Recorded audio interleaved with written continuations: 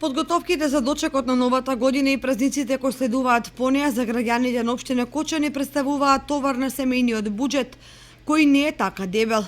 Како граѓаните врзуваат крај со крај за да издржат цел месец со една просечна плата, беше прашањето кое им го поставивме на кочанчани во анкетата која утрово ја направивме со нив.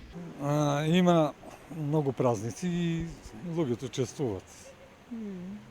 Нормално е да потрошате некои пари повеќе. Јас имам повеќе слави. Имам 3 роден дени, да речеме у јануар месец, еден имен ден, Нова година, Божик. Па како да ви кажам, кој коси има, кој има малку поголеми пензии, за ни нема скъпи, ама кои се па и безич пензии, па истина социјално, многу тешко. Не, со мрштијата ја верувам дека не трошат многу алишта, него за храна, да се прекранат.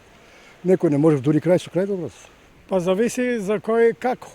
За некој е повеќе, кој има повише пари, по не, а кој нема. Па сега вашето се троши. За овај бадни вечер, за Божик, сега tego Свети Василий, Свети Јован, имени деништа. Гледам дека месец јануари е најскап месец во годината. Точно и најголем и најскап На што најмногу се троши? на храна. Онава кај што е најболно. И не само да се наполни трапезата, туку се трошат пари и за облека, фризер, шминка и накид, како и многу други дополнителни трошоци, кои се дел од подготовките за празниците. Јануари е месец со најголем број празници во кој неконтролирано се троши многу.